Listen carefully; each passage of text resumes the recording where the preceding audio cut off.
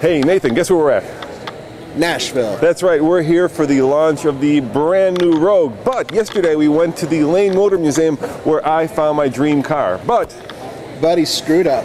yeah, check it out. He also owns an automotive supply business. All right, why don't you stand over there? Okay. How's that? No, just Nathan. How's that look? Look okay? Yeah, I'm fine. 1, 1, 1, 1, 1. Okay, good. Ready? As you guys can see, I screwed up. I hit the button. Well, never mind. Anyway, we were there a very short time, but I did get to interview the director of the museum. Coming up next On the fast lane car.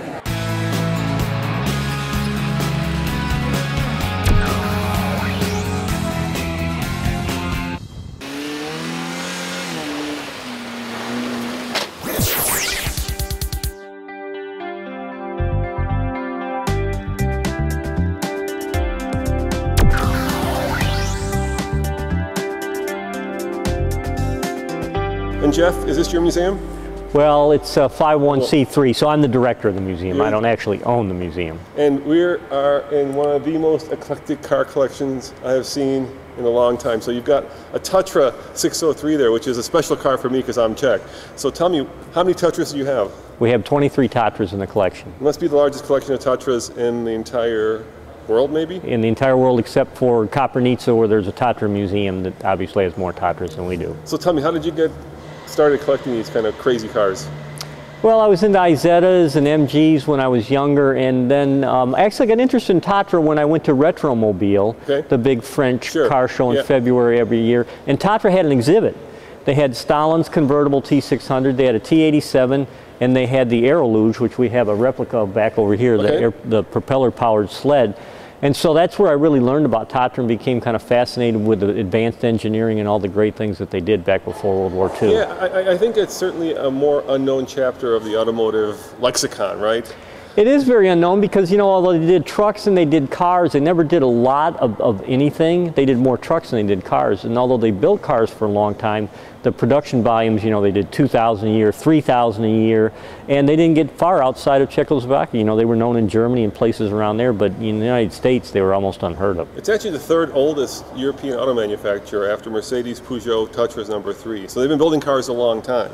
A very long time. But it wasn't until they actually came up with their kind of aerodynamic shape, right, where they stuck the engine in the back and they made the cars aerodynamic. And the original Tatra, what was it? T11 was the very first car made. That it became kind of iconic. So tell me, you know, I'll get the camera here. Let's walk around and just kind of tell me about what makes these cars unusual. You can just kind of walk around and show me. You want to start with the T11? Yeah, let's start with they really started with the T11 in 1923. Hans Ludwinka, who was an Austrian engineer, worked for Steyr. He wanted to do a people's car. And Steyr said, no, we're not going to do a people's car. There's no money in that. There's only going to be expensive cars. So Tatra hired him away with the promise that he could do a people's car. And he did the T11, which was a two-cylinder, air-cooled, backbone chassis. It was very robust and very reliable, which in the 20s, that was the most important thing with having a car, is that when you went somewhere, you came back in the car and that you didn't come back being towed by a horse. But that wasn't kind of what made him classic, right? That was No, that was the start. But really, you think in 23, they did the T77 in 1934, so only 12 years later, they advanced from this to a V8 air-cooled rear-engine car with a top speed. Do you have that one here? We don't have a 77, we have an 87, which was the next model. And so in a very short time, you know, they went from a bare bones, you know, what I would say beginner car to a very stylish, high performance, comfortable, fast, reliable car. So this is a T87, which came out in 1936. Yeah, this is the one that was the Nazi killer, right? This was, they said, the Nazi killer, but really, this was the most iconic car they ever did, because although the 77 was the first streamlined car, they only built it for 2 years and in very low numbers.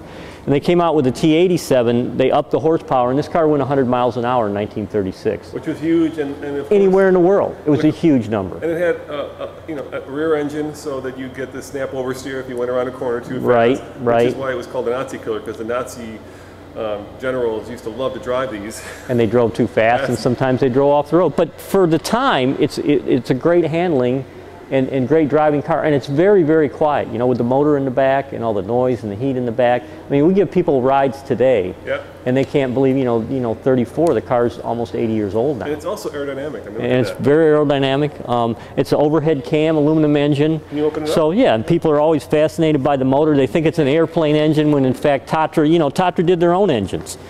So, they've always done their own engine. And they've always done their own engines. So. And almost all their cars were air-cooled, not all of them, but 90%. So you can see aluminum overhead cam, you know, which would have been a big deal in the 50s, but in the 30s, it was a super big deal. Yeah, and tons of room too. It's a very comfortable car. Tons of room, huge back seat. Yeah, you know, the only drawback is the luggage compartment is behind the back seat, so it's a little bit hard to get to. But you can see how big the back seat is. Yeah, it's immense. And so what's in the front if the luggage compartment? Gas tank and spare tire. Okay. So there's a slight bit of room up front for luggage, but not very much.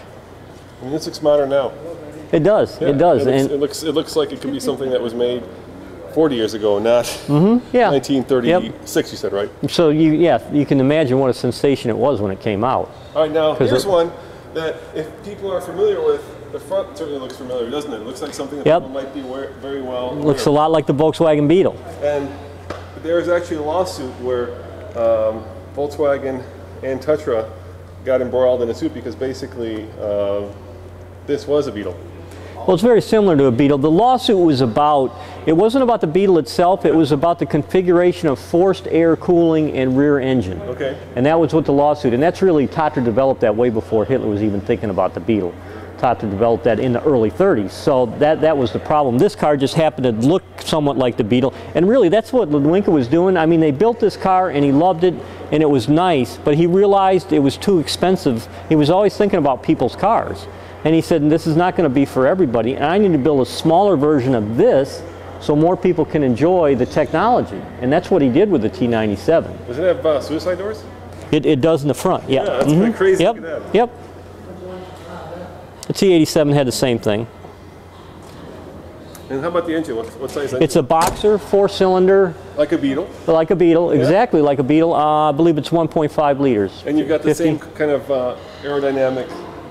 Slightly smaller tail. You know, if you didn't know the 87 and the 97, you would think they were the same.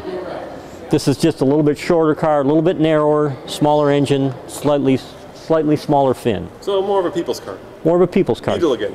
Yeah. Yep. And then after this, I think the Tatraplan was the one that... The Tatraplan came up next. Yeah, the silver car over here. Let's go to the Tatraplan, which was the next in that kind of series of cars.